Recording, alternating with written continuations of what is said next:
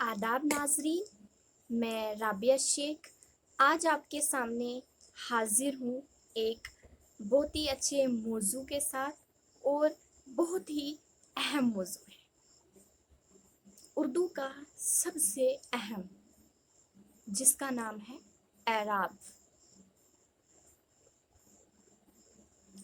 एराब जो है हमारे तरीके इमला का एक लाजमी जुज़ है। उर्दू में मसवतों के तलफ़्फ़ुज़ को सही तौर पर इमला की गिरफ्त में लाने के लिए एराब का सहारा लेना पड़ता है। एराब दरअसल अरबी का लफ्ज़ है। एराब से मुराद हैं ज़बर, ज़ेर, पेश और जज़ा।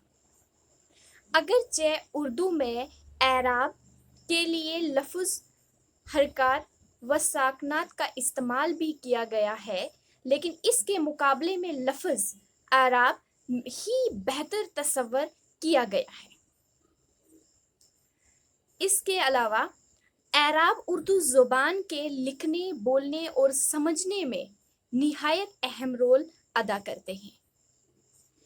गोया अल्फाज जिस्म है और एराब जो है रूह है, यानी एराब के सही इस्तेमाल से इबारत में जान आ जाती है। यही नहीं, एराब ही की बदौलत अल्फाज के मानी व मफ़हूम वाज़ा हो पाते हैं और एक आम पढ़ा लिखा शख्स इबारत और अल्फाज के मानी तक बाआसानी पहुँच सकता है। सिर्फ ज़ेर, ज़बर और पेश के लिए हरकत का लफ्ज़ इस्तेमाल होता है। जिस हरुफ पर इन में से कोई हरकत होगी इसे मुतहर्रिक कहा जाएगा। जिस हरुफ पर जज़म होगा उसे साकिन कहा जाएगा। मसलन दिल, जो दाल है यहाँ पे मुतहर्रिक है और जो लाम है साकिन है, याद रहे ये। और दोनों ज़बर और जज़म के मजमूए का नाम एराब है। ठीक है। उसके बाद उर्दू में हर लफ्ज़ पर ज़ेर, ज़बर, पेश वगैरह लगाने का ना रवाज है और ना ही ज़रूरत, लेकिन कुछ लफ्ज़ों पर एराब की ज़रूरत होती है।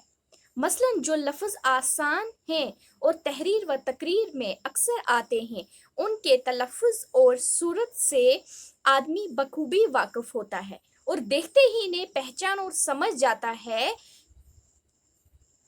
लेकिन ऐसे अल्फाज जो कभी कभार इस्तेमाल हो या जिनमें किसी तरह का इख्तलाफ ना हो, एराब की सख्त ज़रूरत वहाँ पे महसूस होती है। अब जो लफ्ज़ हम पढ़ते हैं रोज़मर्रा की ज़िंदगी में, रोज़ बरोज़ हम एक लफ्ज़ कोई पढ़ते हैं तो उसकी हमें आदत लग चुकी होती है कि इसमें ये एराब इस्तेमाल किया गया और ये इस तरह से पढ़ा जाएगा। ना ही पढ़ने में गलती होगी और ना ही लिखने में। लेकिन जो लफ्ज़ हम कभी कभार इस्तेमाल करते हैं या कोई नया लफ्ज़ हमारे सामने हो, तो हमें मुश्किलात का सामना करना पड़ता है कि ये ई से शुरू किया जाए, ऊ से या आ से। तो वहाँ पे एराब की सख्त ज़रूरत पड़ती है कि यहाँ पे एराब होना चाहिए। लेकिन ऐसे अल्फाज जो कभी कभार इस्तेमाल हो या जिनकी किसी तरफ से इख्तलाफ हो, वहाँ पे सख्त ज़रूरत पड़ती है, क्योंकि इसके बगैर गलत कवानी या गलत फहमी का शिकार जो है हो सकता है। एराब की मदद से हम बहुत सारे मुश्किलात का हल निकाल सकते हैं। जब आम से लफ्ज़ यानी इन, उधर वगैरह बगैर एराब के लिखते हैं तो आम आदमी के लिए उन्हें पहचानना और समझना दुश्वार हो जाता है।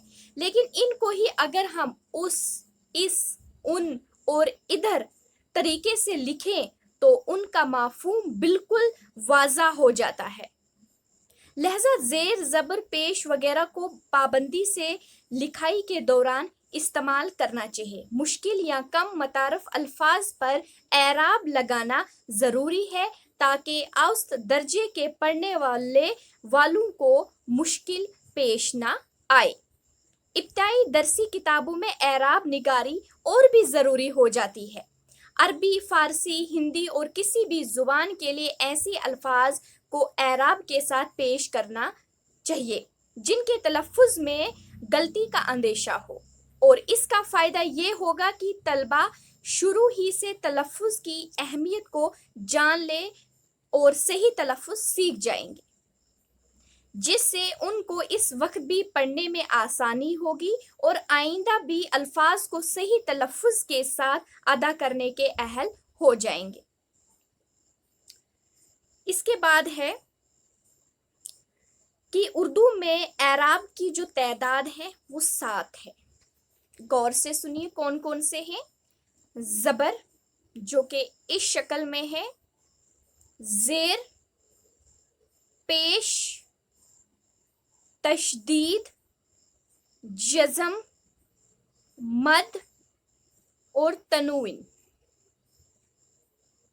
زبر جو ہے یہ علامت ایک ترچھی لکیر کی شکل میں حرف کے اوپر لگائی جاتی ہے۔ یاد رہے زبر جو ہے حرف کے اوپر لگائی جاتی ہے۔ اسے عربی میں فتح کہا جاتا ہے۔ جس حرف کے اوپر زبر ہوتی ہے اسے مفتوح کہا جاتا ہے، اور اس کی مثال ہے رب، ان، رس، بن اور وغیرہ۔ زیر یہ بھی ایک ترچھی لکیر ہے، لیکن یہ حرف یا الفاظ کے اوپر نہیں بلکہ نیچے آتی ہے۔ اس کا عربی نام کسرہ ہے اور یہ حرف کے نیچے استعمال کی جاتی ہے، مثلاً بن، بل، دل، جن، اس، ان وغیرہ۔ پیش یہ علامت ہمیشہ حرف کے اوپر آتی ہے،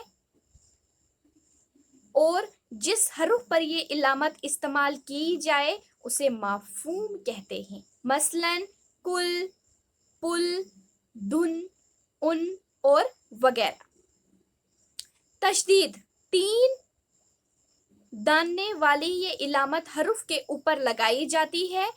جس حرف پر یہ علامت ہو وہ دوبارہ پڑھا جاتا ہے، یعنی اپنے سے پہلے آنے والے حرف کے ساتھ اور آگے آنے والے حرف کے ساتھ بھی پڑھا جاتا ہے، مثلاً مسرت،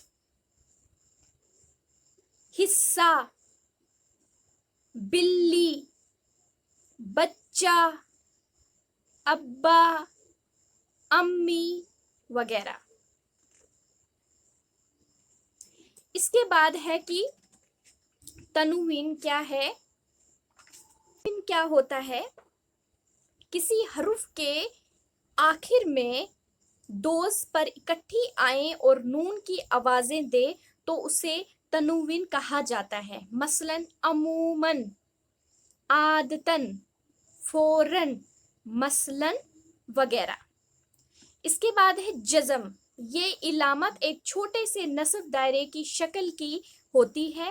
جس حرف پر یہ نشان ہو اور اس سے پہلے والے حرف سے ملا کر پڑھا جاتا ہے اور اپنی کوئی حرکت نہیں رکھتا اسے ساکن کہتے ہیں، مثلاً جب، دل وغیرہ۔ مد یہ علامت لہردار لکیر کی صورت میں ہمیشہ الف کے اوپر لگائی جاتی ہے۔ اس سے الف کی آواز دوہری ہو جاتی ہے اور یعنی 2 الف کے معنی دیتی ہے۔ جس حرف الف پر یہ علامت ہو اسے مامدہ کہا جاتا ہے، مثلاً آگ، آج، آرام، آداب وغیرہ۔ کہا جا سکتا ہے کہ عبارت میں اعراب کی خاص اہمیت ہے، اس لیے ان کا اہتمام کرنا لازم ہے۔ خاص طور پر زبان کے استاد کو اس کی طرف پوری توجہ دینی چاہیے اور ان کے استعمال پر مہارت ہونی چاہیے۔ جس عبارت میں اعراب کا صحیح استعمال نہیں کیا جاتا اس عبارت خوانی، تلفظ اور معنی سمجھنے میں اکثر غلطیاں ہوتی ہیں۔ کوئی بھی مضمون یا موضوع ہو بغیر اعراب کے بے معنی ہو کر رہ جاتا ہے۔ اس سے املا میں بھی غلطیاں جنم لیتی ہیں۔ اعراب کے استعمال سے ہمیں یہ آسانی بھی میسر آتی ہے کہ ایک ہی لفظ کو کئی معنوں میں استعمال کر سکتے ہیں۔ مثلاً اس کو، اس، آس، آس وغیرہ کے معنوں ہیں۔ اگر سمپل الف سین ہوگا، جو نیا پڑھنے والا ہوگا وہ سوچے گا یہ اس ہے، ان ہے یا آس ہے، کیا پڑھا جائے گا اسے۔ اس لیے جب شروعات میں پڑھنا ہے تو اعراب کو سمجھنا بہت ہی ضروری ہے۔ جب اعراب ایک بار دماغ میں بیٹھ جائے، کیسے، کہاں، کب، کیوں استعمال کیا جاتا ہے، تو یقین مانی آپ کو کبھی بھی اردو پڑھنے، پڑھانے یا سمجھنے میں کوئی بھی مشکلات نہیں آئے گی۔ میں رابعہ شیخ لیتی ہوں آپ سے اجازت، پھر ملوں گی ایک نئے موضوع کے ساتھ۔ تب تک کے لیے اللہ حافظ۔